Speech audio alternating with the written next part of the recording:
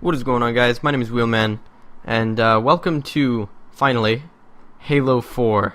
I know a game came out on Tuesday, I believe, and tonight when I'm recording this is Friday, and actually it's Saturday because it's like 1 a.m. But what you're watching right now is my very first game of matchmaking in Halo 4 ever. So, I did relatively well for it being my first game. I go on kind of a death streak at the beginning, but then I pick it up later on. I think I end up going like 15-6 or something like that. So not bad. But what I wanted to talk about today is sort of just how it feels, because my god, this game is amazing.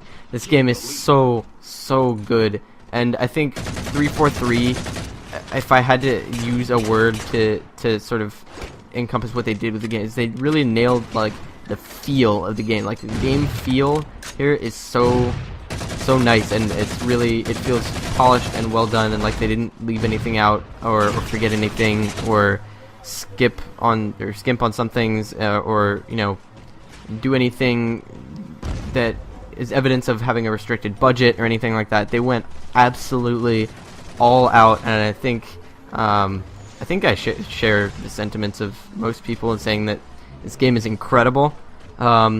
So yeah, let's talk. I'm probably gonna do multiple parts. It's not gonna be like a full-blown series. It's just more than I can talk about in one video, I think. And I'm gonna start off with this as part one, as just the thing that struck me first. The thing about the game that struck me first and sort of in the most intense manner, and that's the audio. The sounds in this game are phenomenally done.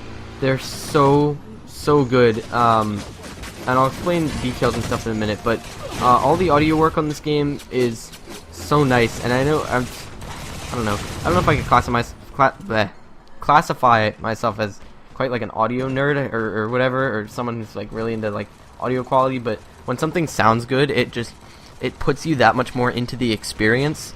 And I totally get that with Halo 4. The sounds in this game are incredible. For instance, the assault rifle right here, what they did is they slowed it down, the fire rate. They slowed down the fire rate a lot, which contributes to that overall game feel. But also, they gave it like a really, when you fire the assault rifle, I mean, you really do feel like you're wielding something powerful this time. It's not the Halo 3 assault rifle that, if it were realistic, something that quiet would have to be like internally suppressed. Like they'd have to build a silencer into the thing. It's got this big, sort of sonically chunky sound. It's a very sort of whole sounding gun when you fire it, and it's really satisfying. Subsequently, not subsequently, as a result of that, it's really gratifying to shoot, and that's true with a bunch of weapons. Why I pick up the sniper here, I have no idea. I'm the worst sniper in history. I've said that before, but I figured I'd experiment. But the sniper here and the DMR are just two more examples of that, as well as the pistol that I just put down. The pistol has a sort of metallic clicking noise to it when you fire it. And at first I was kind of weirded out by that, but as I used the pistol more, I sort of warmed up to it. And it suits the Magnum. I like the way the Magnum was in Halo Reach, but this is a Magnum that's more suited to Halo 4, I think, and that's important because your sidearm, like a lot of people go, oh, it's just a pistol. Like your sidearm is something that you rely on, especially now with custom loadouts where your sidearm has to be a pistol, either the Human Magnum, Covenant plasma pistol, or the Promethean pistol. I forget what it's called. It's not called the Promethean pistol, but the Forerunner pistol. And when you have to choose, it's really important to have like a sidearm you can rely on. So not only is the Magnum really reliable, but having sort of it being a gratifying experience, I think contributes more than a lot of people realize to the sort of overall game experience. DMR and sniper rifle both sound really cool. The DMR is not that sort of bland, just hollow, empty sounding noise that it was before. It's got a nice sort of almost, I want to say like lo-fi. It's like a very deep sort of sound to it when you fire it. It's not the same metallic click as the Magnum, which makes sense because in your brain that creates an association, like an auditory association of like, okay, this is a smaller weapon, this is a bigger weapon, and I was proud of myself here. I got my first game, I got an assassination. Of course he's AFK, but whatever. But yeah, it's a lot of the weapons are like that, I find. The saw actually has sort of a higher tone than the assault rifle does.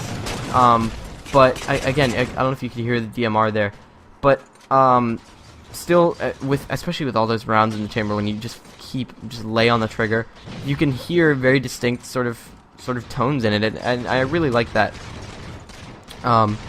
So again, sort of they went for a much deeper, sonically full approach to the weapons, I think. It's sort of much lower register, and I really like that. I really like what they did, especially with the AR. It's just sort of this. I mean, I don't want to repeat myself, but it's this low, deep sort of crunch sonically, and it's I don't know. It's crisp.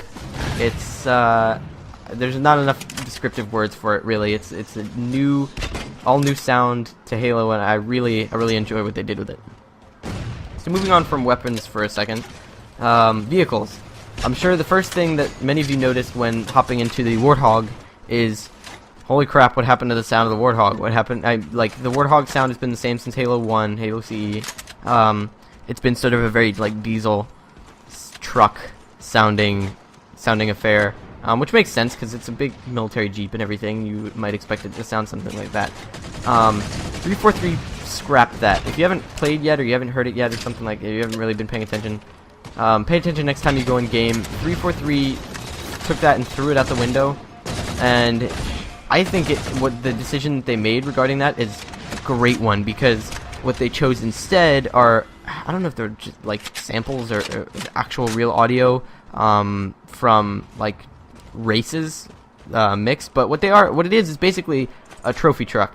If you don't know what that is, it's a truck that's used for a certain kind of off-road circuit racing, and usually, okay, so like Baja, stuff like that, stuff in the desert and mud tracks, other stuff, but they have this very distinctive sort of higher pitch sound, even though they're trucks. They're relatively lightweight, and if you go on YouTube, well, obviously you're on YouTube right now, but if you go in the search bar, if you're curious, and look up just trophy truck, get a video with some okay audio quality, you'll be able to hear exactly what I'm talking about. That's what they modeled the Warthog after. That's what they chose. I think that was a really cool decision on their part. I really like the way the Warthog sounds. I really like the way everything sounds in this new game.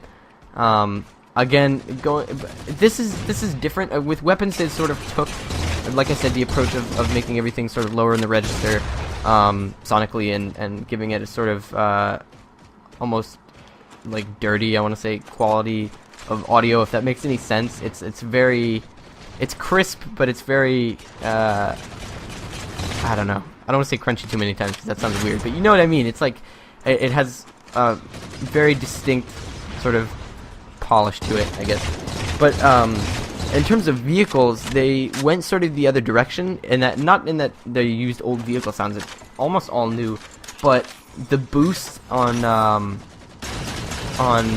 like a Banshee or a Wraith or Ghost, like you can tell from across the map, almost like Battlefield. I know they did this with Battlefield. So in Battlefield 3, you can tell from a good distance away if a tank is struggling up a hill, or if it's moving away from you, or if it's moving towards you, or if it's engaged the sort of boost, like overdrive that tanks and stuff have in Battlefield. In this, they went for the same thing. So, for instance, like boost on like Banshees, Wraiths, things like that, Ghosts. You can tell from a good distance away, like, okay, this vehicle is in boost right now, and I don't know, it provides things like that. Sort of just provide extra situational awareness for you as a foot soldier, as infantry, or as another vehicle, especially if you're getting into vehicle fights and stuff like that. The gun on the Warthog is different. It's like it's much slower. Again, they slowed down the fire rate like they did with the AR. But yeah, those are just a few examples. I'm sure I can come up with more stuff to say, a lot more stuff to say about the weapon sounds and all that sort of stuff in this game. But overall, this game is amazing. I'll have more, not episodes, but more parts to this on what I think about the feel of Halo 4. But yeah, if you have any comments about sound and Halo 4 and things like that, be sure to leave them in the comment section below. If you could rate this video either way, like or dislike, that'd be awesome. But other than that, guys, thanks for watching, and have an awesome day.